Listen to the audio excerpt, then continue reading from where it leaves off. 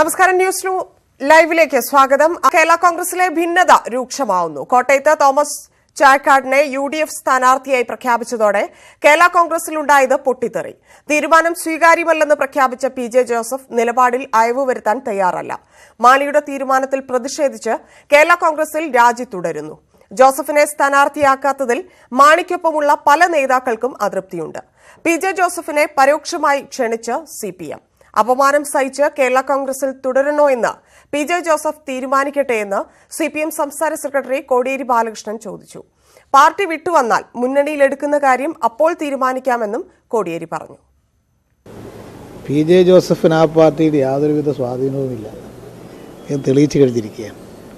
ഇനി ഈ സാഹചര്യത്തിൽ ഇങ്ങനെ പരസ്യമായിട്ട് നിലപാട് സ്വീകരിച്ച് സീറ്റ് നിഷേധിച്ച സാഹചര്യത്തിൽ ഇനിയും ഈ മാണിയുടെ കൂടെ തുടരണമോ എന്ന് PJ ജോസഫാണ് തീരുമാനിക്കേണ്ടത്.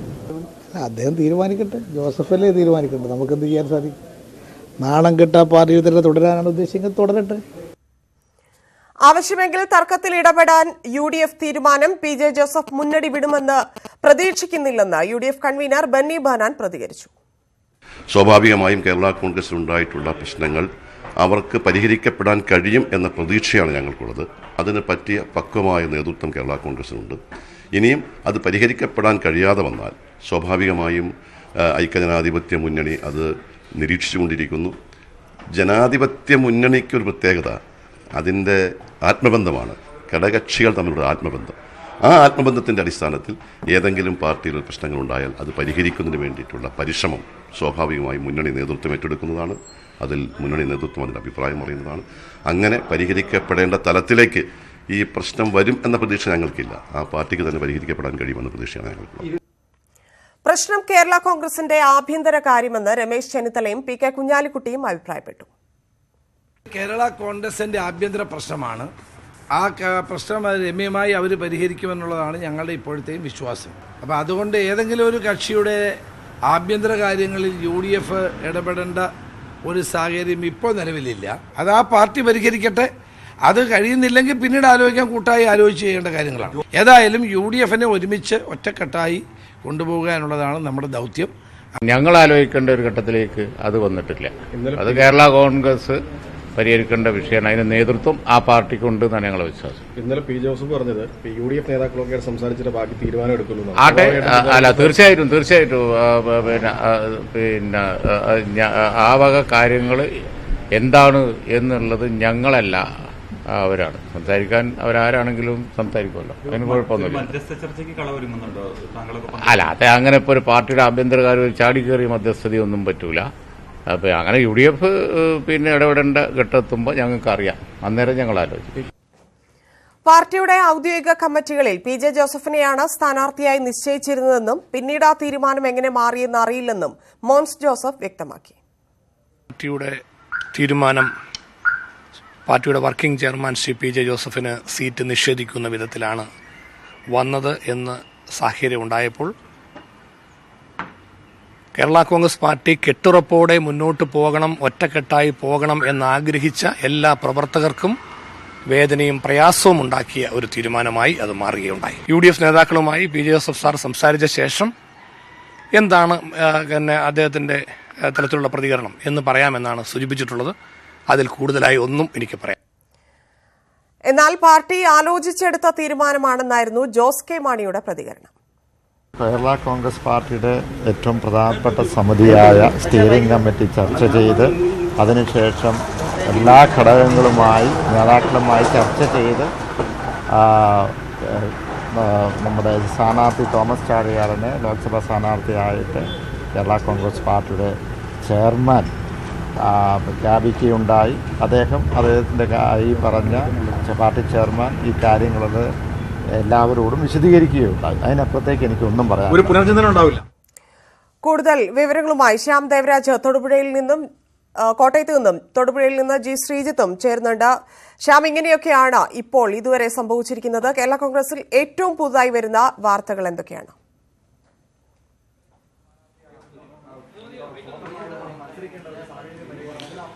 കോട്ടയം ലോക്സഭാ മണ്ഡലത്തിലെ UDF സ്ഥാനാർത്ഥിയായ മാണി വിഭാഗത്തിന്റെ സ്ഥാനാർത്ഥി തോമസ് ചാഴിക്കാടനോട് തെരഞ്ഞെടുപ്പ് പ്രചരണ രംഗത്ത് സജീവമാകാൻ മാണി വിഭാഗം നിർദ്ദേശിച്ചിട്ടുണ്ട്. ഇത് KM മാണി നേരിട്ട് തന്നെയാണ് സ്ഥാനാർത്ഥിയോട് തോമസ് ചാഴിക്കാടനോട് ഇത്തരമൊരു നിർദ്ദേശം നൽകിയത്. ഇന്നലെ ഏറെ ചർച്ചകൾക്കും വിവാദങ്ങൾക്കും ഒക്കെ ഒടുവിലാണ് PJ ജോസഫിനെ പിന്തള്ളി അല്ലെങ്കിൽ PJ ജോസഫിനെ ഒഴിവാക്കി തോമസ് ചാഴിക്കാടനെ കോട്ടയം മണ്ഡലത്തിലെ സ്ഥാനാർത്ഥിയായി പ്രഖ്യാപിക്കുകയും ചെയ്തത്. ഇതിന് പിന്നാലെയാണ് മാണി വിഭാഗം ഇത്തരമൊരു നിർദ്ദേശവും നൽകിയത്. അതായത് അതുവഴി ജോസഫ് വിഭാഗത്തിന് നൽകുന്ന കൃത്യമായ ഒരു സന്ദേശമുണ്ട്. ഈ തീരുമാനത്തിൽ നിന്നും ഒരു രീതിയിലും പിന്നോട്ട് പോകാൻ ഞങ്ങൾ തയ്യാറല്ല എന്നതാണ് മാണി വിഭാഗം നൽകുന്ന സന്ദേശം. അത് ജോസ് കെ മാണിയും ആ വാക്കുകൾ വ്യക്തമാക്കുന്നു. ഇന്നലെ പാർട്ടി ചെയർമാൻ അക്കാര്യം വ്യക്തമാക്കിയിട്ടുണ്ട്. അതിൽ നിന്നും ഒരു രീതിയിലും പിന്നോട്ട് പോകുന്നില്ല. അല്ലെങ്കിൽ ഇന്നലെ പാർട്ടി ചെയർമാൻ വ്യക്തമാക്കിയെടുത്ത് തന്നെയാണ് കാര്യങ്ങൾ നിൽക്കുന്നതെന്നാണ് ജോസ് കെ മാണിയും വ്യക്തമാക്കുന്നത്. പക്ഷേ ഇതിനോടെല്ലാം ജോസഫ് വിഭാഗം വളരെ വലിയ രീതിയിൽ പ്രതികരിക്കുന്നുണ്ട്. അതായത് ജോസഫിൻ്റെ പേരാണ് കോട്ടയം മണ്ഡലത്തിലേക്ക് നേരത്തെ തന്നെ ഉയർന്നു വന്നത്. അത് പാർട്ടിയുടെ സ്റ്റിയറിംഗ് കമ്മിറ്റി അടക്കം അംഗീകരിച്ചതാണ്. പക്ഷേ അവസാന നിമിഷം അതിൽ മാറ്റം വന്നു. അത് വളരെയധികം വേദനയും ദുഃഖവും ഉണ്ടാക്കിയെന്നാണ് മോൻസ് ജോസഫ് പ്രതികരിച്ചത്. അതായത് ജോസഫിനൊപ്പം നിൽക്കുന്ന ആളാണ് മോൻസ് ജോസഫ്. അതുകൊണ്ട് തന്നെ അത്തരമൊരു വളരെ കൃത്യമായൊരു ഭിന്നത ഈ രണ്ട് വിഭാഗങ്ങൾക്കും ഇടയിലുമുണ്ട്. കേരള കോൺഗ്രസ് മാണി വിഭാഗവും ജോസഫ് വിഭാഗവും തമ്മിലുണ്ട്. അതുതന്നെയാണ് നേതാക്കളുടെ ഈ വാക്കുകളിലൂടെ വ്യക്തമാവുകയും ചെയ്യുന്നത്.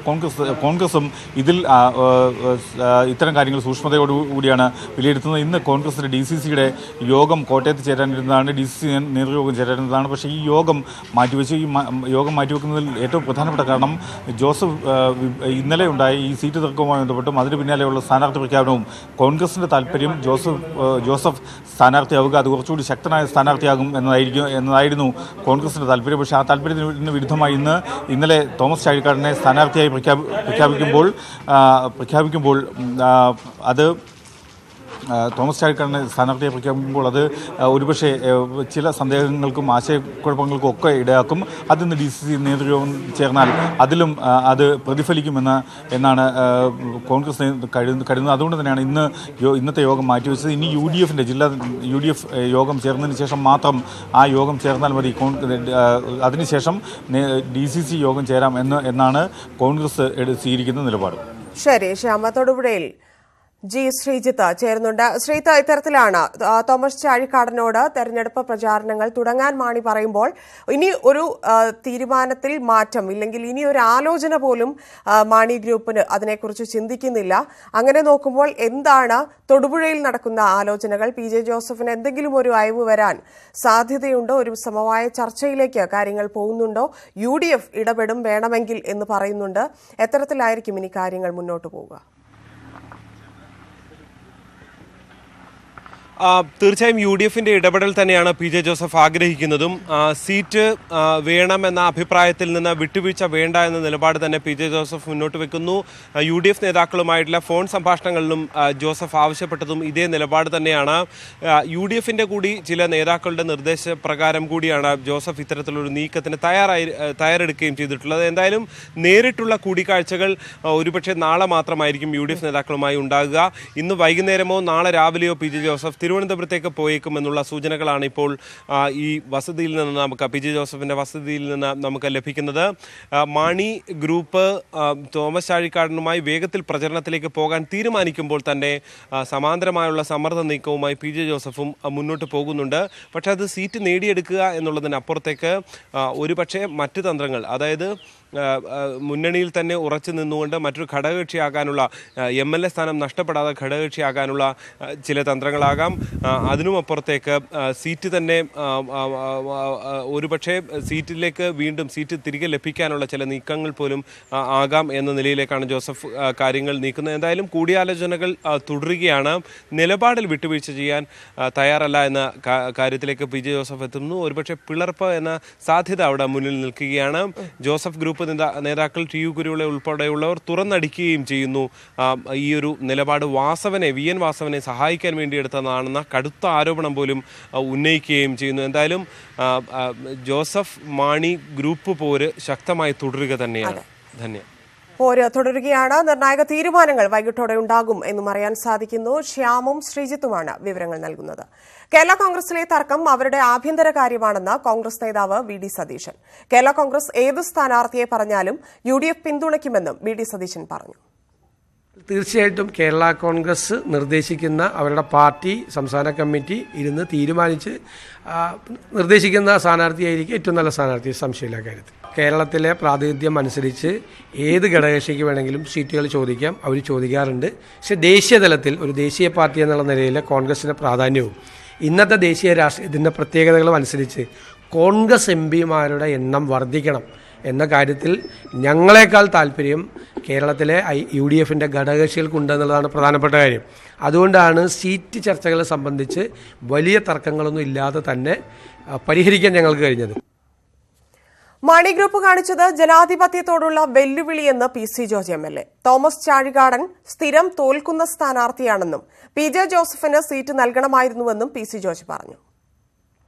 സ്ഥിരം തോക്കുന്ന ഒരു ആളെ പിടിച്ച് സ്ഥിരമായി സ്ഥാനാർത്ഥിയാക്കിയിരിക്കുന്നത്. അതിപ്പോൾ മാണി ഗ്രൂപ്പ്, കേരള അല്ല, മാണി ഗ്രൂപ്പിന് സ്ഥിരം സ്വഭാവമാണ്. ഏതെങ്കിലും തോക്കാനോ തോൽവി അറിയിക്കാനോ ഒരു സ്ഥാനാർത്ഥി വേണമെങ്കിൽ ചാഴികാടനെ പറയും. സ്വാഭാവികമായിട്ട് കേരള കോൺഗ്രസ് എമ്മിന് വിളിച്ച ഏക സീറ്റ്, അത് ഏക സീറ്റിന് അവകാശമുള്ളൂ. സ്വാഭാവിക വർക്കിംഗ് ചെയർമാൻ ആവശ്യപ്പെട്ട സാഹചര്യത്തിൽ അദ്ദേഹത്തിന് സീറ്റ് കൊടുക്കുക, ഒരു മര്യാദ മാത്രമാണ്. PJ ജോസഫിനെ ക്ഷണിച്ച് ജനാധിപത്യ കേരള കോൺഗ്രസ്. മുന്നണി വിട്ടുവന്നാൽ മാണിയിൽ നിന്ന് ലഭിക്കുന്നതിനേക്കാൾ മാന്യമായ സ്ഥാനം ലഭിക്കുമെന്ന് ആന്റണി രാജു പറഞ്ഞു. പ്രിയങ്ക ഗാന്ധി പങ്കെടുക്കുന്ന ആദ്യ കോൺഗ്രസ് പ്രവർത്തക സമിതി യോഗം അഹമ്മദാബാദിൽ ആരംഭിച്ചു. ലോക്സഭാ തെരഞ്ഞെടുപ്പ് ഒരുക്കങ്ങൾ പ്രവർത്തക സമിതി വിലയിരുത്തും. യോഗത്തിന് ശേഷം ഗാന്ധിനഗറിൽ നടക്കുന്ന പൊതു റാലിയിലൂടെ പ്രധാനമന്ത്രിയുടെ തട്ടകത്തിൽ നിന്ന് ശക്തമായ രാഷ്ട്രീയ സന്ദേശം നൽകാനാണ് കോൺഗ്രസിന്റെ ശ്രമം. ഉണ്ണികൃഷ്ണൻ ചേരുന്നു. ഉണ്ണി, യോഗം പുരോഗമിക്കുകയാണോ? എന്തൊക്കെയാണ് ഇന്ന് അവിടെ യോഗത്തിന് ശേഷമുള്ള പരിപാടികൾ, വിവരങ്ങൾ? തന്നെ കോൺഗ്രസിന്റെ നിർണായകമായ പ്രവർത്തക സമിതി യോഗമാണ് ഗുജറാത്തിൽ ചേരുന്നത്. അഹമ്മദാബാദിൽ അല്പസമയത്തിനകം തന്നെ യോഗ നടപടികൾ ആരംഭിക്കും. അതിനു മുന്നോടിയായി കോൺഗ്രസ് നേതാക്കളായ സോണിയാഗാന്ധി, രാഹുൽ ഗാന്ധി, പ്രിയങ്ക ഗാന്ധി, മൻമോഹൻ സിംഗ് എന്നിവർ ഗാന്ധി ആശ്രമത്തിൽ, സബർമതി ആശ്രമത്തിൽ ചെന്ന് അവിടെ സന്ദർശനം നടത്തി, അവിടെ പ്രത്യേക പ്രാർത്ഥനകളും നടത്തി. അതിനുശേഷമാണ് യോഗവേദിയിലേക്ക് നേതാക്കൾ എത്തുന്നത്. ഏതായാലും ഇന്നത്തെ യോഗത്തിൽ പ്രധാനമായും ചർച്ച ചെയ്യാനിരിക്കുന്ന വിഷയം ലോക്സഭാ തിരഞ്ഞെടുപ്പ് തന്ത്രങ്ങൾ തന്നെയാണ്. BJPയുടെ ദേശീയതയിലൂന്നിയുള്ള പ്രചാരണത്തെ ഏത് രീതിയിൽ ചെറുക്കണമെന്നത് തന്നെയാകും കോൺഗ്രസ് കൃത്യമായി രൂപം നൽകാൻ പോകുന്ന തന്ത്രം. ആ വിഷയങ്ങളൊക്കെ തന്നെ മാറ്റിക്കൊണ്ട് തൊഴിലില്ലായ്മ അടക്കമുള്ള അടിസ്ഥാന വിഷയത്തിലേക്ക് പ്രചരണം കൊണ്ടുവരികയായിരിക്കും കോൺഗ്രസിന്റെ ലക്ഷ്യം. ഏതായാലും രാഹുൽ ഗാന്ധിയും പ്രിയങ്ക ഗാന്ധിയും ഈ യോഗത്തിൽ സംസാരിക്കും. അതിനുശേഷം നടക്കുന്ന പൊതുസമ്മേളനമുണ്ട്. ആയിരക്കണക്കിന് കോൺഗ്രസ് പ്രവർത്തകരെ അണിനിരത്തിക്കൊണ്ടുള്ള പൊതുസമ്മേളനമാണ് കോൺഗ്രസ് ആസൂത്രണം ചെയ്തിരിക്കുന്നത്. അവിടെയും പ്രിയങ്കയുടെ പ്രസംഗമുണ്ടാകും. പ്രിയങ്ക ഗാന്ധി കോൺഗ്രസിന്റെ സംഘടനാ ചുമതല, കോൺഗ്രസിന്റെ ജനറൽ സെക്രട്ടറി ആയതിനു ശേഷം ആദ്യമായാണ് ഈ പ്രവർത്തക സമിതി യോഗത്തിൽ പങ്കെടുക്കുന്നത്. അതുകൊണ്ട് തന്നെ തിരഞ്ഞെടുപ്പ് പ്രചരണത്തിൽ പ്രിയങ്കയുടെ സന്ദേശം എന്താണെന്ന് അറിയാനും പ്രവർത്തകരുടെയും നേതാക്കളുടെയും വലിയ പ്രവാഹം തന്നെയാണ് അഹമ്മദാബാദിലേക്കുള്ളത്. ശരി ഉണ്ണി. കോൺഗ്രസിന്റെ സ്ഥാനാർത്ഥി പട്ടിക ഉടൻ ഉണ്ടാകുമെന്ന് പ്രതിപക്ഷ നേതാവ് രമേശ് ചെന്നിത്തല. AICC അധ്യക്ഷൻ ഡൽഹിയിൽ മടങ്ങിയെത്തിയാൽ ഉടൻ സ്ഥാനാർത്ഥി നിർണയം നടക്കും. സ്ഥാനാർത്ഥികളെ പ്രഖ്യാപിക്കാൻ വൈകുന്നത് തെരഞ്ഞെടുപ്പിനെ ബാധിക്കില്ലെന്നും രമേശ് ചെന്നിത്തല പറഞ്ഞു. കോൺഗ്രസ് സീറ്റുമായി ബന്ധപ്പെട്ട ഒരു തർക്കവുമില്ല. 15-ാം തീയതിയോടുകൂടി കോൺഗ്രസിന്റെ സ്ഥാനാർത്ഥികളുടെ അന്തിമ രൂപം പുറത്തു വരുമെന്നുള്ള ധാരണയിലാണ് ഇപ്പോൾ മുന്നോട്ട്. കഴിഞ്ഞ 3-4 ദിവസം കോൺഗ്രസ് പ്രസിഡന്റ് ഇല്ലാത്തത് കൊണ്ട് തെരഞ്ഞെടുപ്പ് സമിതി കൂടാൻ കഴിയാത്തൊരതുള്ളതുകൊണ്ട്, അല്ലാണ്ട് കോൺഗ്രസിൽ എന്തെങ്കിലും തർക്കം കൊണ്ടല്ല. കോൺഗ്രസ് ഒറ്റക്കെട്ടായി യോജിച്ച് സ്ഥാനാർത്ഥികളുടെ കാര്യത്തിൽ തീരുമാനമുണ്ടാകും. ശബരിമല തെരഞ്ഞെടുപ്പിൽ പ്രചാരണ വിഷയമാകുമെന്ന് കുമ്മനം രാജശേഖരൻ. ശബരിമല ചർച്ച ചെയ്യുന്നത് വിലക്കിയ തെരഞ്ഞെടുപ്പ് ഓഫീസറുടെ നടപടിക്കെതിരെ പരാതി നൽകും. മിസോറാം ഗവർണർ പദവി ഒഴിഞ്ഞ് മടങ്ങിയെത്തിയ കുമ്മനം രാജശേഖരന് തലസ്ഥാനത്ത് BJP പ്രവർത്തകർ വലിയ വരവേൽപ്പാണ് നൽകിയത്.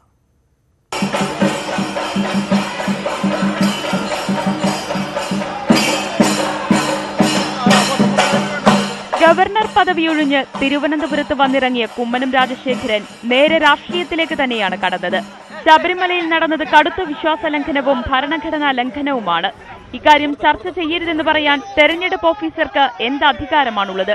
അതൊരു വിഷയമല്ല എന്ന് പറഞ്ഞ് അതിനെ തമസ്കരിക്കാനും അതിനെ ഒരു വിഷയമല്ലാതാക്കി തീർക്കാനും നടത്തുന്ന ഏതൊരു ശ്രമവും തീർച്ചയായിട്ടും അത് ഒളിച്ചോടലാണ്. വിശ്വാസവും ആരാധനയും ആചാരങ്ങളും സംരക്ഷിക്കപ്പെടണം എന്നുള്ള ഈ നാട്ടിലെ ജനങ്ങളുടെ വിചാരം, അവരുടെ ചിന്ത അത് ഉയർത്തിപ്പിടിക്കും. വിമാനത്താവളത്തിൽ നിന്ന് തുറന്ന വാഹനത്തിൽ ബൈക്ക് റാലിയുടെ അകമ്പടിയോടെയായിരുന്നു പഴവങ്ങാടി ഗണപതി ക്ഷേത്രത്തിലേക്കുള്ള യാത്ര.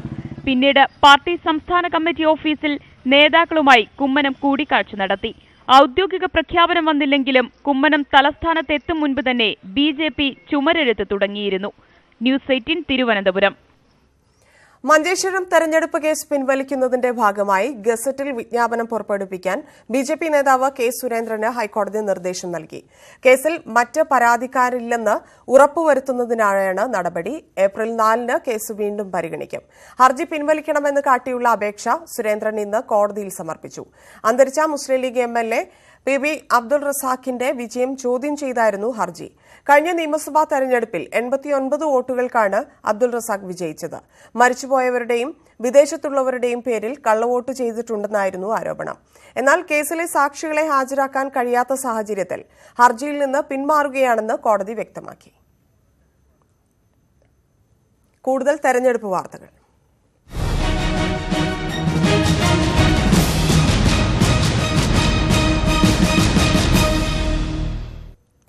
സംസ്ഥാന പ്രസിഡന്റ് PS ശ്രീധരൻപിള്ളയടക്കം മുതിർന്ന നേതാക്കൾക്കെല്ലാം സീറ്റ് നൽകി ബിജെപിയുടെ സാധ്യതാ സ്ഥാനാർത്ഥി പട്ടിക.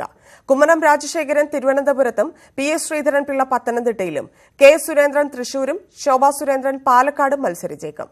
പൊതു സ്വതന്ത്രരും പട്ടികയിൽ ഇടം നേടിയിട്ടുണ്ട്. BDJS അധ്യക്ഷൻ തുഷാർ വെള്ളാപ്പള്ളി ഇന്ന് BJP ദേശീയ അധ്യക്ഷൻ അമിത്ഷായുമായി ഡൽഹിയിൽ ചർച്ച നടത്തും. മാരത്തൺ ചർച്ചകൾക്കൊടുവിലാണ് BJP സംസ്ഥാന കോർ കമ്മിറ്റി യോഗം സാധ്യതാ സ്ഥാനാർത്ഥി പട്ടിക തയ്യാറാക്കിയത്. പത്തനംതിട്ട, പാലക്കാട് സീറ്റുകളിലെ സ്ഥാനാർത്ഥികളെ ചൊല്ലിയായിരുന്നു പ്രധാന തർക്കം. പത്തനംതിട്ട സീറ്റിൽ കെ സുരേന്ദ്രനെ സ്ഥാനാർത്ഥിയാക്കണമെന്ന് മുരളീധര പക്ഷം നേരത്തെ ആവശ്യമുയർത്തിയിരുന്നു.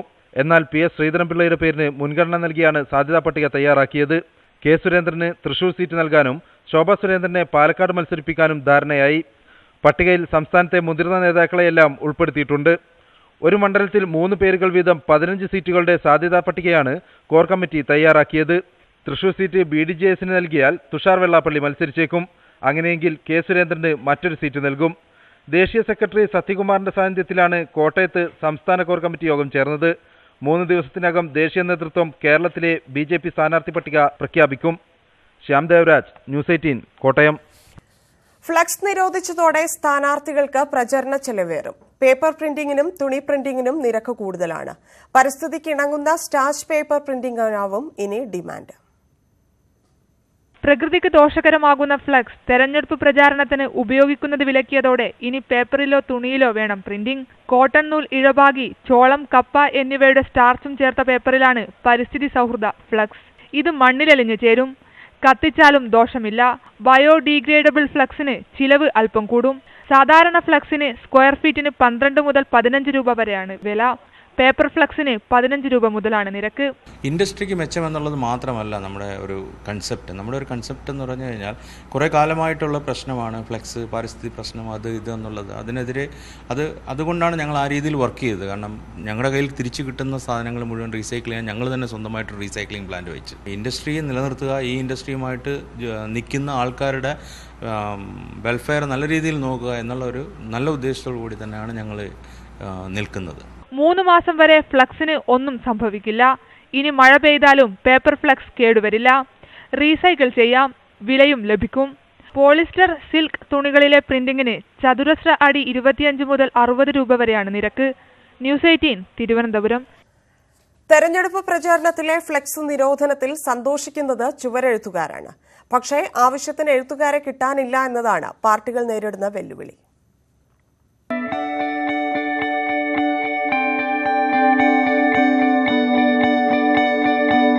ഒരു കാലത്ത് കൈയെഴുത്തു ബോർഡുകളായിരുന്നു പ്രധാന പ്രചരണായുധം. കാലത്തിന്റെ മാറ്റത്തിൽ ഫ്ലെക്സ് ബോർഡുകൾ പല രൂപഭാവങ്ങളിൽ വന്നതോടെ എല്ലാവരും കൈയെഴുത്തു ബോർഡുകളെ കൈയൊഴിഞ്ഞു. എഴുത്തുകാരായ കലാകാരന്മാർ മറ്റു തൊഴിലുകൾ തേടി. ഇപ്പോൾ തെരഞ്ഞെടുപ്പ് പ്രചാരണ കമ്മിറ്റി കൺവീനർമാർ വീണ്ടും ബോർഡ് എഴുത്തുകാരെ തേടി തുടങ്ങിയിരിക്കുന്നു. ഫ്ലക്സ് വന്നതോടുകൂടി തന്നെ ഇങ്ങനത്തെ ഒരുപാട് ഈ കലാകാരന്മാർ ഇല്ലാതായി പോയിട്ടുണ്ട്. കാരണം ഒരു പെയിന്റിംഗ് പണിക്ക് പോവുക, അങ്ങനെ എന്തെങ്കിലും പണിക്ക് പോകുന്ന ആ രീതിയിലേക്ക് മാറിപ്പോയിട്ടുണ്ട്. ആവശ്യത്തിന് എഴുത്തുകാർ ഇല്ലെന്നതാണ് രാഷ്ട്രീയ പാർട്ടികൾ നേരിടുന്ന പ്രധാന വെല്ലുവിളി. ഫ്ലെക്സുകളുടെ കടന്നുവരവ് നിറക്കൂട്ടുകൾ ചാർത്തിയ ഈ കലാരൂപത്തെയാണ് ഇല്ലാതാക്കിയത്. തെരഞ്ഞെടുപ്പ് കാലത്ത് ഫ്ലെക്സിന് താൽക്കാലിക നിരോധനം ഏർപ്പെടുത്തുവാനുള്ള ഹൈക്കോടതി വിധി ഈ കലാകാരന്മാരുടെ വരുമാനത്തിനാവും വഴിയൊരുക്കുക. കോഴിക്കോട് നിന്നും ക്യാമറമാൻ സ്വരൂപ് നിവേദിക്കൊപ്പം സനോജ് സുരേന്ദ്രൻ, News 18. സ്ഥാനാർത്ഥി പ്രഖ്യാപനവും മണ്ഡല കൺവെൻഷനും പൂർത്തിയാക്കി തൃശൂർ മണ്ഡലത്തിൽ ഇടതുമുന്നണി പ്രചാരണത്തിന് മുൻപിൽ. എന്നാൽ UDF കോട്ട എന്നറിയപ്പെടുന്ന മണ്ഡലത്തിൽ സ്ഥാനാർത്ഥിയെ തീരുമാനിക്കാൻ കോൺഗ്രസിനായിട്ടില്ല. NDAയുടെ സ്ഥാനാർത്ഥിയെയും തീരുമാനിച്ചിട്ടില്ല. തെരഞ്ഞെടുപ്പ് കൺവെൻഷനോടെ തൃശൂരിൽ ഇടതു സ്ഥാനാർത്ഥി രാജാജി മാത്യു തോമസിന്റെ പ്രചാരണത്തിന് തുടക്കമായി. സ്ഥാനാർത്ഥി പ്രഖ്യാപനം വന്ന ആദ്യ നാളുകളിൽ തന്നെ പ്രചാരണം ആരംഭിച്ച രാജാജി മാത്യു സാംസ്കാരിക നായകരെയും മതമേലധ്യക്ഷന്മാരെയും കണ്ട് പിന്തുണ അഭ്യർത്ഥിച്ചിരുന്നു. മണ്ഡല കൺവെൻഷൻ കാനം രാജേന്ദ്രൻ ഉദ്ഘാടനം ചെയ്തു. ശബരിമല തെരഞ്ഞെടുപ്പ് വിഷയമാക്കുന്നത് വിലക്കിയ തെരഞ്ഞെടുപ്പ് കമ്മീഷന്റെ നടപടിയെ കാനം സ്വാഗതം ചെയ്തു. ശബരിമലയെക്കുറിച്ചും സുപ്രീം കോടതി വിധിയെക്കുറിച്ചും ഒന്നും പറഞ്ഞുകൂടാ. അപ്പൊ ഇനി BJP എന്തു പറയും എന്നതാണ് ഏറ്റവും പ്രധാനമായിട്ടുള്ളത്. UDF സ്ഥാനാർത്ഥിയുടെ കാര്യത്തിൽ അന്തിമ തീരുമാനമായിട്ടില്ല. ഏൽപ്പിച്ച പണി ആ പണി സത്യസന്ധമായി ചെയ്യാൻ പാർട്ടി എന്ത് പറഞ്ഞാലും ആ പണി ചെയ്യും. VM സുധീരൻ, TN പ്രതാപൻ എന്നിവരുടെ പേരുകളാണ് ഉയർന്നു കേൾക്കുന്നത്. NDAയിൽ ആദ്യഘട്ടത്തിൽ K സുരേന്ദ്രന്റെ പേര് ഉയർന്നു വന്നെങ്കിലും N രാധാകൃഷ്ണന്റെയും തുഷാർ വെള്ളാപ്പള്ളിയുടെയും പേരുകൾ പരിഗണനയിലുണ്ട്. ന്യൂസ് 18 തൃശൂർ. മതതീവ്രവാദികളുടെ കയ്യിലെ കളിപ്പാവയാണ് പ്രധാനമന്ത്രി നരേന്ദ്രമോദിയെന്ന് ഭരണപരിഷ്കാര കമ്മീഷൻ അധ്യക്ഷൻ VS അച്യുതാനന്ദൻ. പ്രധാനമന്ത്രി വൻകിട കുത്തകകൾക്ക് രാജ്യം തീരെഴുതി കൊടുത്തിരിക്കുകയാണെന്നും VS പറഞ്ഞു. LDFന്റെ ആലപ്പുഴ ലോക്സഭാ മണ്ഡലം കൺവെൻഷൻ ഉദ്ഘാടനം ചെയ്യുകയായിരുന്നു അദ്ദേഹം. കേന്ദ്ര സർക്കാരിനെ കടന്നാക്രമിച്ച VS അതീവ ഗുരുതരാവസ്ഥയിലൂടെയാണ് രാജ്യം കടന്നുപോകുന്നതെന്ന് വ്യക്തമാക്കി. രാജ്യസുരക്ഷയുടെ മറവിൽ റാഫേൽ അഴിമതിയിലൂടെ രാജ്യത്തെ കൊള്ളയടിക്കുകയാണ് പ്രധാനമന്ത്രിയെന്ന് VS വിമർശിച്ചു. സാമ്രാജ്യത്വ സാമ്പത്തിക നയങ്ങളിൽ കോൺഗ്രസും BJPയും ഒരുപോലെയാണെന്നും ഓർമ്മപ്പെടുത്തി. BJPയെ നിരാകരിക്കുക വർഗീയ ഫാസിസ്റ്റുകളുടെ കൈകളിൽ നിന്ന് ഇന്ത്യയെ മോചിപ്പിക്കാനുള്ള ഈ നിർണായക പോരാട്ടത്തിൽ നിങ്ങൾ ഇടതുപക്ഷത്തോടൊപ്പം ഉണ്ടായിരിക്കണമെന്ന്. തന്റെ ഭൂരിപക്ഷം 1 ലക്ഷമായി ഉയർത്തണമെന്ന് ആലപ്പുഴയിലെ LDF സ്ഥാനാർത്ഥി AM ആരിഫ് വോട്ടർമാരോട് അഭ്യർത്ഥിച്ചു. 1 ലക്ഷത്തിൽ കുറയാതെ വോട്ടിന്റെ ഭൂരിപക്ഷം നൽകി വിജയിപ്പിക്കണമെന്ന് VSും പറഞ്ഞു. പിന്നീട് ഗോവിന്ദ മാഷും പറഞ്ഞു. തീർച്ചയായും അവരുടെ ആഹ്വാനം ഈ നാട്ടിലെ ജനങ്ങൾ ശിരസാ വഹിച്ച് പ്രവർത്തിക്കും എന്ന് പ്രതീക്ഷിച്ചുകൊണ്ട് ആയിരക്കണക്കിന് പ്രവർത്തകരാണ് ആലപ്പുഴ ടൗൺ ഹാളിൽ സംഘടിപ്പിച്ച ആദ്യ LDF കൺവെൻഷനിൽ പങ്കെടുത്തത്. ന്യൂസ് 18 ആലപ്പുഴ. കുഞ്ഞാലിക്കുട്ടി വോട്ട് ചോദിക്കുന്നതിന് മുൻപ് ജനങ്ങളോട് മാപ്പ് ചോദിക്കണമെന്ന് LDF കൺവീനർ A വിജയരാഘവൻ. ലോക്സഭയിലേക്ക് അയക്കാൻ നിലവാരമുള്ള ആളല്ല കുഞ്ഞാലിക്കുട്ടിയെന്ന് മന്ത്രി KT ജലീൽ. LDFന്റെ മലപ്പുറം മണ്ഡലം കൺവെൻഷനിൽ നിറഞ്ഞത് മുസ്ലിം ലീഗിനെതിരായ പരിഹാസവും വിമർശവുമായിരുന്നു. INL സംസ്ഥാന പ്രസിഡന്റ് AP അബ്ദുൽ വഹാബ് ഉദ്ഘാടനം ചെയ്ത യോഗത്തിലെ മുഖ്യപ്രഭാഷകൻ LDF കൺവീനർ A വിജയരാഘവനായിരുന്നു. മുത്തലാഖ് ബിൽ, ഉപരാഷ്ട്രപതി തെരഞ്ഞെടുപ്പ്, വോട്ടെടുപ്പുകളിൽ നിന്ന് വിട്ടുനിന്ന് കുഞ്ഞാലിക്കുട്ടി ജനങ്ങളോട് വോട്ട് ചോദിക്കുകയല്ല മാപ്പ് പറയുകയാണ് വേണ്ടതെന്ന് A വിജയരാഘവൻ പറഞ്ഞു. 2006 കുറ്റിപ്പുറത്ത് ഒരു അധ്യാപകനോട് തോറ്റ കുഞ്ഞാലിക്കുട്ടി 2019 മലപ്പുറത്ത് ഒരു വിദ്യാർത്ഥിയോട് മുട്ടുപടക്കുമെന്നും വിജയരാഘവൻ. ആദ്യം ഈ തെരഞ്ഞെടുപ്പിൽ ജനങ്ങളോട് വോട്ട് ചോദിക്കുന്നതിന് മുമ്പ് മാപ്പ് പറയണം കുഞ്ഞാലിക്കുട്ടിയും ഹൈദരാബാദ്. ആദ്യം വേണ്ടത് മാപ്പ് പറയുന്നതാണ് ഈ നാട്ടിലെ ജനങ്ങളോട്. മന്ത്രി KT ജലീലും നിശിതമായ വിമർശനമാണ് കുഞ്ഞാലിക്കുട്ടിക്കെതിരെയും ലീഗിനെതിരെയും അഴിച്ചുവിട്ടത്.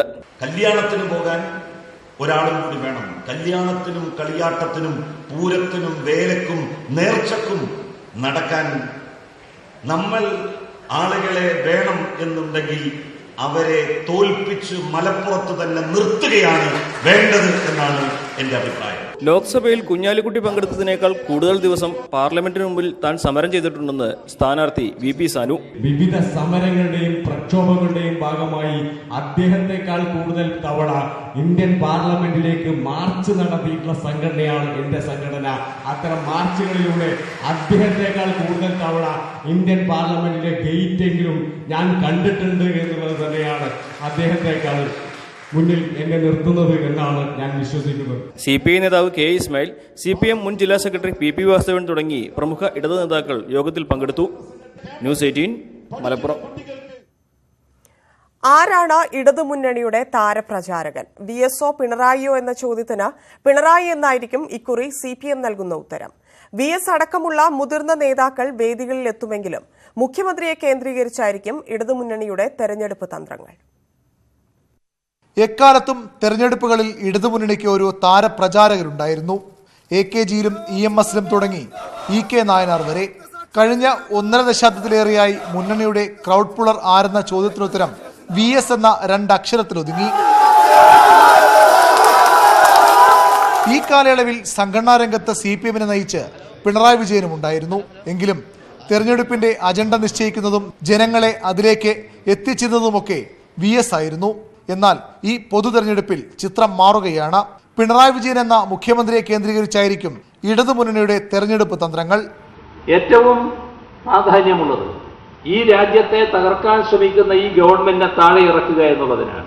സംഘപരിവാർ നേതൃത്വം കൊടുക്കുന്ന NDA ഗവൺമെന്റിനെ താഴെ ഇറക്കുക. പ്രചരണ യോഗങ്ങളിലെ പ്രധാന പ്രസംഗകനും പിണറായി ആയിരിക്കും. ഇതാദ്യമായാണ് പിണറായി ഇത്തരമൊരു ഉത്തരവാദിത്വം ഏറ്റെടുക്കുന്നത്. പാർട്ടിയിലെ പ്രധാനിയായ ശേഷം പിണറായി മുന്നിൽ നിന്ന് നയിച്ചത് അരുവിക്കര ഉപതെരഞ്ഞെടുപ്പായിരുന്നു. അന്ന് അടിതെറ്റിയെങ്കിലും ചെങ്ങന്നൂരിൽ കരുത്തുകാട്ടി. ഇക്കുറി വിജയിച്ചാൽ യഥാർത്ഥ അവകാശി പിണറായിയാകും. പരാജയപ്പെട്ടാൽ മറുപടി പറയേണ്ടി വരുന്നതും മറ്റാരുമാകില്ല. ചെങ്ങന്നൂർ ഉപതെരഞ്ഞെടുപ്പിൽ മുന്നണിക്കായി തന്ത്രങ്ങൾ ഒരുക്കിയതും പ്രചരണ രംഗത്ത് മുന്നിൽ നിന്ന് നയിച്ചതും മുഖ്യമന്ത്രി പിണറായി വിജയനാണ്. ആ വിജയം പിണറായിക്ക് ഈ പൊതുതെരഞ്ഞെടുപ്പിലും ആവർത്തിക്കാനാകുമോ എന്നാണ് രാഷ്ട്രീയ കേരളം ഉറ്റുനോക്കുന്നത്. VV Arun, news 18 Thiruvananthapuram. ജനപ്രതിനിധികളുടെ വരുമാന വർധന പരിശോധിക്കാൻ എന്തുകൊണ്ട് സ്ഥിരം സംവിധാനമില്ലെന്ന് സുപ്രീംകോടതി. MP-മാർ, MLA-മാർ എന്നിവരുടെ വരുമാനത്തിൽ പെട്ടെന്നുണ്ടാകുന്ന വർധന ചൂണ്ടിക്കാട്ടിയാണ് കോടതി ഇടപെടൽ. കൃത്യമായ പരിശോധന ഉണ്ടോ എന്ന് വിശദീകരിക്കാൻ കോടതി കേന്ദ്ര സർക്കാരിനോട് നിർദ്ദേശിച്ചു.